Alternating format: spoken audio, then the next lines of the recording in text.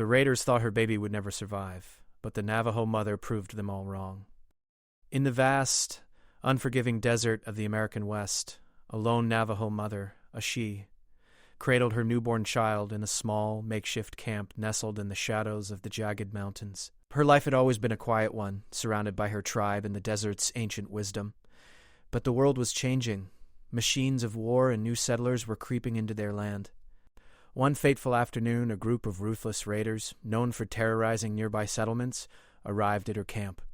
Their eyes were cold, their weapons sharp. They had heard stories of a woman living alone with her child, and they believed her baby would be no match for the harsh world around them.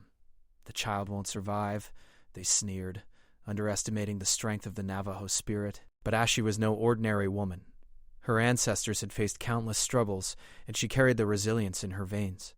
As the raiders circled, their laughter filled the air, but Ashe stood tall, her heart beating not just for herself but for the tiny life she held in her arms. She had no intention of letting them destroy her peace.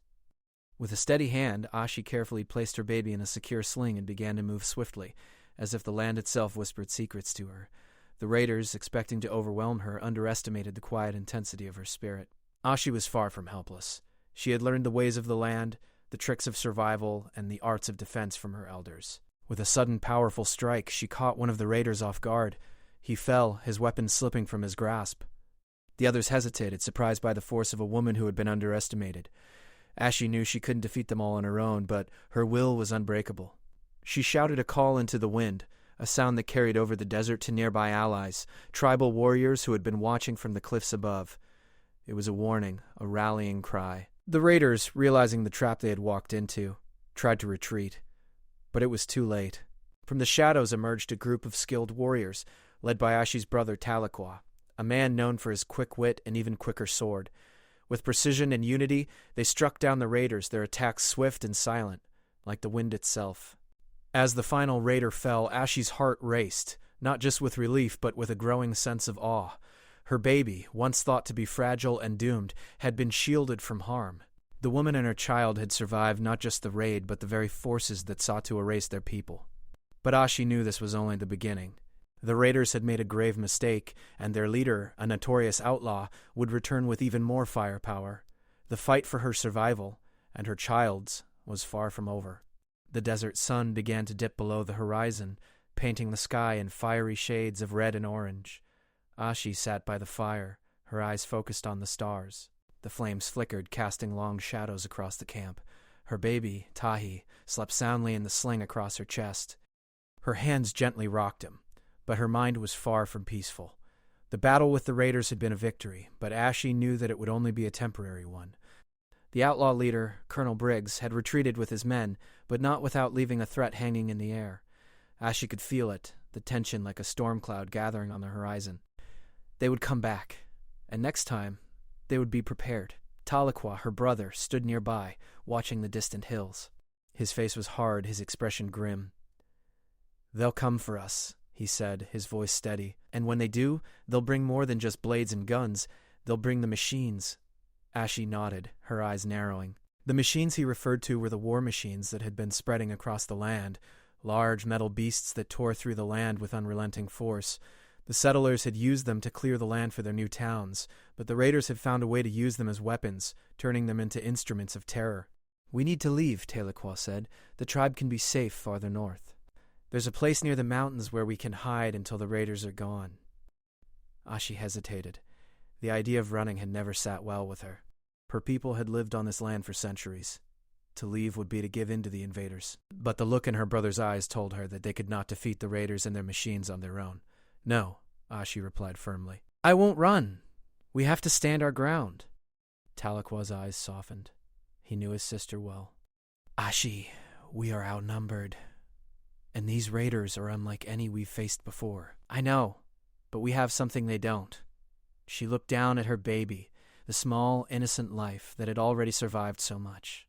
"We have the spirit of our ancestors, and we have the land." Tahlequah studied her for a long moment.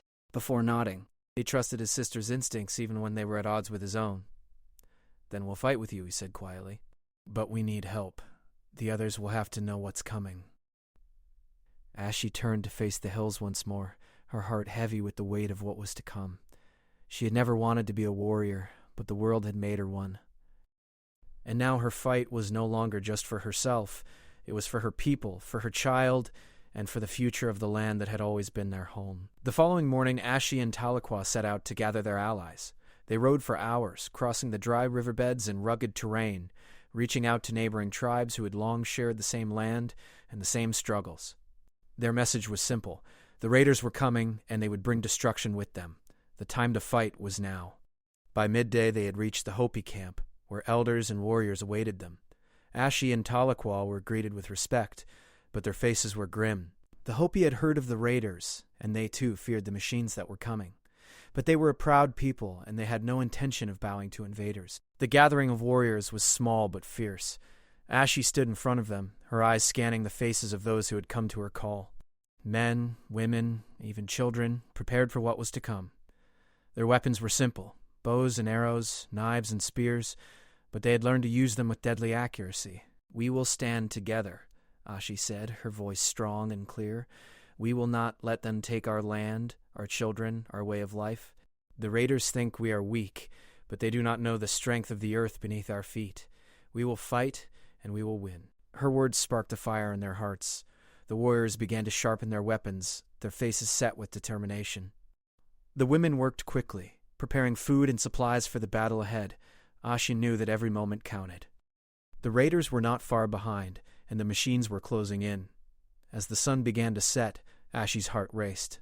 She could feel the weight of the coming storm. The raiders would not just attack, they would bring their machines, their destruction. But Ashi had a plan. She had spent years studying the land, learning its secrets, and she had come to understand its rhythms, the way the wind moved, the way the earth trembled underfoot. She knew the machines would not be able to navigate the narrow canyons and dense forests that surrounded their camp. If they could draw the raiders into those areas, they could use the terrain to their advantage. The warriors of the Hopi and the Navajo gathered at the edge of the camp, preparing for their first strike. Ashi looked out at the horizon, where the raiders would soon appear. Her heart was steady, her resolve unshaken. She had faced the impossible before, and this time she would prove that her child's survival was not a miracle. It was the beginning of something greater. Tomorrow the battle would begin.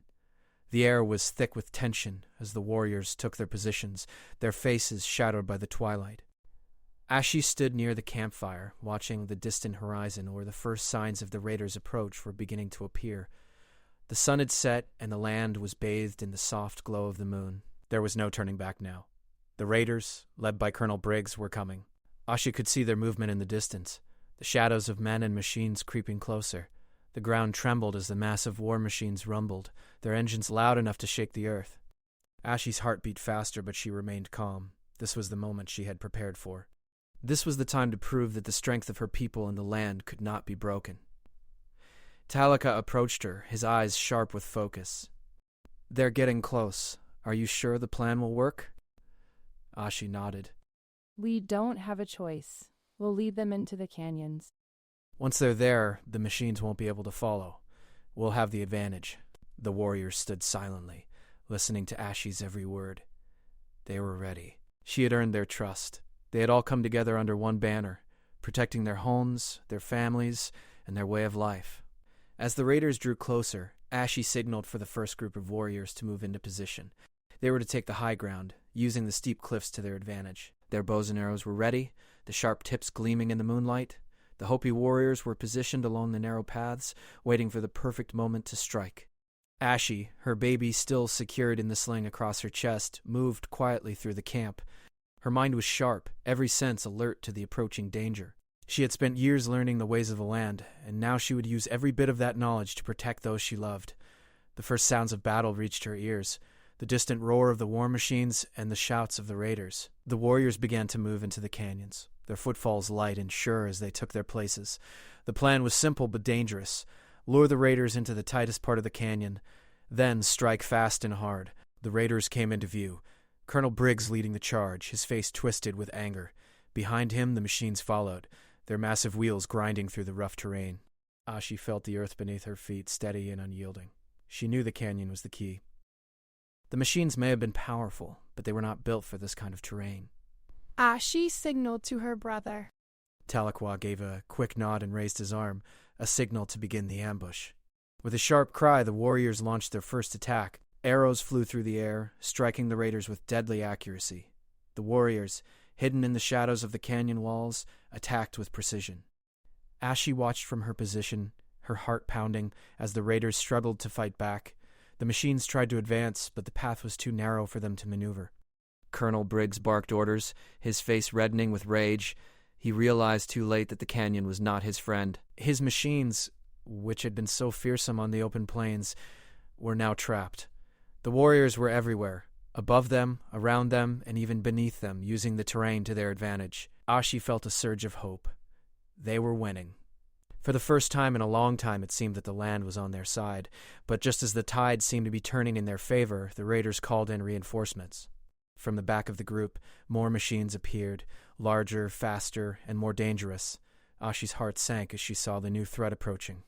They were outnumbered, and these new machines would not be as easy to trap. "Prepare for the second wave," Tahlequah shouted to the warriors. Ashi's mind raced. They couldn't fight these new machines in the narrow canyon. The warriors would be slaughtered if they didn't act quickly. She scanned the landscape, looking for a way to turn the battle in their favor once again. Suddenly, she had an idea. She turned to Tahlequah, her eyes filled with determination. "The canyon walls are not just for hiding," she said. "We can use them to collapse the path and trap the machines." Tahlequah's eyes widened. "You want to bring down the walls? Are you sure it will work?" "It's our only chance." She quickly gave orders to the warriors in the higher positions, directing them to start making noise along the canyon's edge. They would create vibrations strong enough to shake the loose rocks above the raiders. Ashi knew it was a risky move, but it was the only way to stop the machines from advancing. The warriors began their work, banging their spears against the rocks and shouting to create chaos. The ground trembled as the raiders advanced, unaware of the trap that was being set for them. Ashi watched carefully, waiting for the perfect moment. Then, with a loud crash, the rocks above them began to fall. Huge boulders tumbled down, blocking the raiders' path and trapping the machines in a pile of debris. The roar of the machines was cut off as they were buried beneath the rubble. Colonel Briggs's shouts of fury were drowned out by the deafening sound of the landslide. Ashi and her warriors wasted no time. They charged forward, their weapons raised high. The raiders, disoriented by the sudden collapse of the canyon walls, were easy targets. In the chaos, the warriors fought with fierce determination, their strikes swift and deadly. Ashi moved quickly, her heart still focused on protecting her child. She could hear the cries of the raiders as they were overwhelmed. In the distance, she saw Colonel Briggs, the last of the raiders, standing. His eyes met hers, filled with rage and disbelief, but he knew it was over. With one final cry, he tried to make a break for it, but Tahlequah was faster. He caught up to the outlaw leader and brought him to the ground, his sword flashing in the moonlight. The battle was won. As the dust settled, Ashi stood in the middle of the canyon, her breath heavy but steady. The warriors had fought bravely, and the raiders were defeated. The machines, once so powerful, were now nothing more than a pile of scrap metal. Ashi looked down at her baby, still sleeping peacefully in her arms. She had done it. They had done it.